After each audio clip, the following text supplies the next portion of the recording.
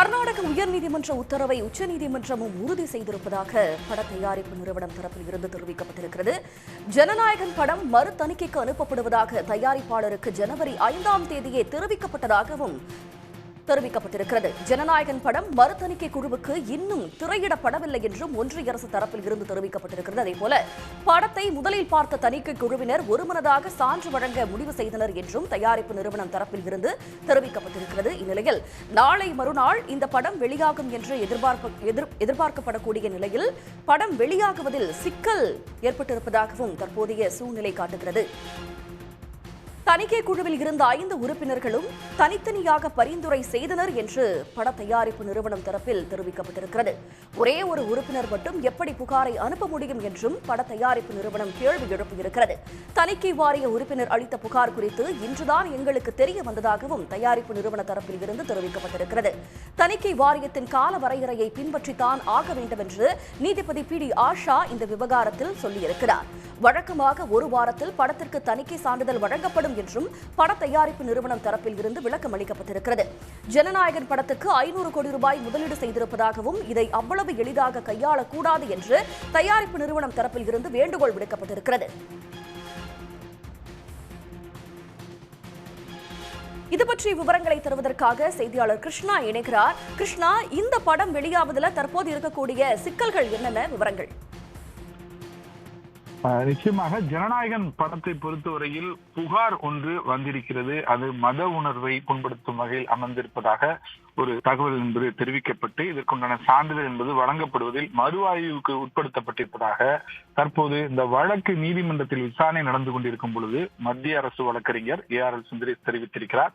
குறிப்பாக இந்த புகார் என்ன என்பது குறித்து நீதிபதி ஏற்கனவே தெரிவித்து அது தொடர்பாக விரிவாக அவர் படித்து பார்க்கும்போது இந்த புகார் என்பது நிலைக்கத்தக்கதில்லாத போன்று இருப்பதாக அந்த கடிதத்தை பார்த்திருக்கிறார்.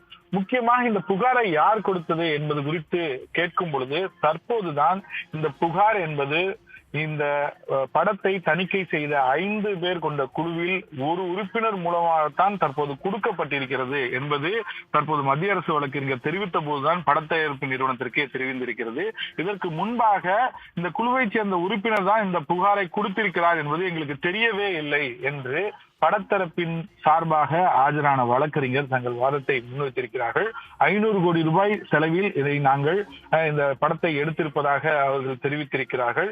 குறிப்பாக இந்த படம் தொடர்பாக தயாரிப்பு நிறுவனம் வாதத்தை முன்வைக்கும் பொழுது ஏற்கனவே முழுமையாக ஒருமனதாக சான்று வழங்க முடிவு செய்த பிறகு ஏன் மறு ஆய்வுக்கு உட்படுத்த வேண்டும் என்ற கேள்வியை தொடர்ந்து முன்வைத்திருக்கிறார்கள். ஆனால் இது தொடர்பாக எல்லாம் வாதத்தை முன்வைத்த மத்திய அரசு வழக்கறிஞர் எங்களுக்கு எந்தவித உள்நோக்கமும் இல்லை, விதிகளின் அடிப்படையிலேயே பரிசீலித்து முடிவெடுக்க மட்டுமே சென்சார் போர்டுக்கு உத்தரவிட முடியும். அந்த அடிப்படையில் தான் சென்சார் போர்டு செயல்பட்டு வருகிறது.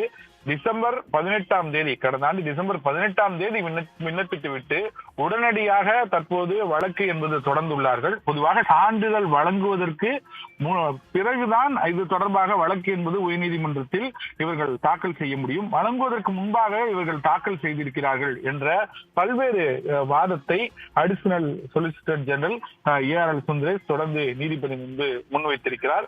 இந்த விவகாரத்தை பொறுத்தவரையில் ஆய்வுக்குழுவில் 5 உறுப்பினர்கள் இருந்திருப்பதாகவும் அவர்கள் ஒவ்வொருவரும் தனித்தனியாக தங்கள் பரிந்துரைகளை பதிவு செய்திருந்திருக்கிறார் என்பதும் இதில் குழுவில் புகார் அளித்தது எப்படி ஒருவர் மட்டும் புகார் அளிக்க முடியும் என்ற ஒரு கேள்வி என்பது முன்வைக்கப்பட்டிருக்கிறது. தொடர்ந்து இந்த விவகாரத்தை பொறுத்தவரையில் புகார் அளித்ததே குழுவை சேர்ந்த ஒரு உறுப்பினர் என்பது தற்போதுதான் எங்களுக்கு தெரிய வந்திருப்பதாக படத்தை சேர்ந்த தயாரிப்பு நிறுவனம் சார்பில் ஆஜரான வழக்கறிஞர் தெரிவித்திருக்கிறார். குறிப்பாக வாரியம் ஒரு முறை முடிவு செய்த பிறகு அதன் முடிவை பரிசீலனை செய்ய முடியாது என்றும் பெரும்பான்மை முடிவு இல்லாத போது மட்டுமே அவ்வாறு செய்ய முடியும் என்று படத்தயாரிப்பு நிறுவனம் சார்பில் ஆஜரான வழக்கறிஞர் சதீஷ் பராசரன் தொடர்ந்து வாதங்களை முன்வைத்திருக்கிறார். மேலும் பெரும்பான்மை முடிவுக்கு பிறகு பின்வாங்க வாரியம் எந்த விதத்தில் நடவடிக்கை எடுக்க முடியாது என்ற ஒரு கருத்தையும் தனது வாதமாக படத்தயாரிப்பு நிறுவனம் சார்பில் ஆஜரான வழக்கறிஞர் முன்வைத்திருக்கிறார். தொடர்ந்து படத்தயாரிப்பு நிறுவனம் சார்பிலும் அதே நேரத்தில் மத்திய அரசு வழக்கறிஞர் சார்பிலும் வாதம் என்பது முன்வைக்கப்பட்டு வந்து கொண்டிருக்கிறது. கிருஷ்ணா, இந்த விவகாரத்துல படக்குழுவினர் ஒரு விஷயத்த நீதிமன்றத்துல சொல்றாங்க. முதல்ல தணிக்கை குழுவினர் ஒருமனதாக சான்று வழங்க முடிவு செஞ்சாங்க. ஆனா படத்தை தணிக்கை செய்த 5 குழுவுல ஒருவர் இந்த திரைப்படம் தொடர்பான வழக்கு தொடர்ந்திருக்காங்க அப்படின்னு சொல்லியிருக்காங்க. சோ அதற்கு ஒன்றிய அரசு தரப்பிலான வாதம் என்ன? நிச்சயம் முதற்கட்டமாக ஒரு புகார் வந்திருக்கிறது. அந்த புகாரில் மத உணர்வுகளை புண்படுத்தும் வகையில் இருப்பதாக அந்த குற்றச்சாட்டு எழுந்திருக்கிறது என்று ஒரு தெளிவில்லாத பதிலை மட்டுமே நேற்று விசாரணைக்கு வந்தபோது தெரிவித்திருக்கிறார்கள். ஆனால் தற்போது பட தயாரிப்பு நிறுவனமே ஆச்சரியப்படும் வகையில் இந்த புகாரை கொடுத்ததே ஆய்வு செய்த 5 பேர் கொண்ட அந்த குழு உறுப்பினர்களில் ஒருவர் தான் இந்த புகாரை கொடுத்திருக்கிறார் என்று தற்போது மத்திய அரசு வழக்கறிஞர் தரப்பில் தெரிவிக்கும் போதுதான் எங்களுக்கு தெரிந்திருக்கிறது என்ற ஒரு வாதத்தை தான் பட தயாரிப்பு நிறுவனம் தெரிவித்திருக்கிறது. அதிலும் முக்கியமாக அவர்கள் முன்வைப்பது 5 பேர் கொண்ட அந்த குழு ஒவ்வொருவராக பரிந்துரைத்து ஆய்வு செய்த பிறகுதான் இந்த முடிவு என்பது எடுக்கப்பட்டிருக்கிறது. அப்படி இருக்கும் பட்சத்தில் திடீரென ஒருவர் மட்டும் எப்படி ஒரு புகார் என்பது முன்வைக்க முடியும் என்ற ஒரு கேள்வியை பட தயாரிப்பு நிறுவனம் சார்பில் அந்த ஆஜரான வழக்கறிஞர் சதீஷ் பராசரன் முன்வைத்திருக்கிறார். ஆனால் மத்திய அரசு வழக்கறிஞர் முக்கியமாக முன்வைத்திருப்பது இந்த படத்திற்கான சான்றிதழ் விண்ணப்பித்ததே கடந்த டிசம்பர் 18ஆம் தேதி தான். அதற்குள்ளாக அவசரப்பட்டு சான்றிதழ் வழங்குவதற்கு முன்பாக இவர்கள் நீதிமன்றத்தை நாடி இருக்கிறார்கள் என்று தெரிவித்திருக்கிறார்கள். குறிப்பாக இந்த குழுவை பொறுத்தவரையில் குழுவிற்கு ஒரு முழுமையான அதிகாரம் என்று குழுவின் தலைவர் இந்த படத்தில் ஏதேனும் சர்ச்சை இருந்திருக்கும் பட்சத்தில் அவற்றை மறு ஆய்வுக்கு உட்படுத்த அவர்களுக்கு அதிகாரம் உண்டு. அதற்குண்டான குழுவில் இடம்பெறுவர்கள் புதிதாக ஒரு 5 பேர் வந்து அதில் உள்ளவர்கள் ஆய்வு செய்வார்கள் என்ற ஒரு கருத்தை முன்வைத்திருக்கிறார்கள். குறிப்பாக விதிகளை பின்பற்றி தான் இந்த சென்சார் போர்டு வாரியம் என்பது இந்த படத்தை ஆய்வு செய்து நடவடிக்கை என்பது மேற்கொண்டு வருகிறது. மற்ற வகையில் எந்தவித உள்நோக்கமும் இல்லை என்ற தொடர்ந்து தனது மத்திய அரசு தணிக்கை சான்றிதழ் வாரியத்தின் அந்த கருத்துக்களை வாதங்களாக மத்திய அரசு வழக்கறிஞர் ARL சுந்தரேஷ் நீதிபதி முன்பு முன்வைத்திருக்கிறார். உடனுக்குடன் செய்திகளை தெரிந்து கொள்ள சன் நியூஸ் பெல் ஐகானை கிளிக் பண்ணுங்க.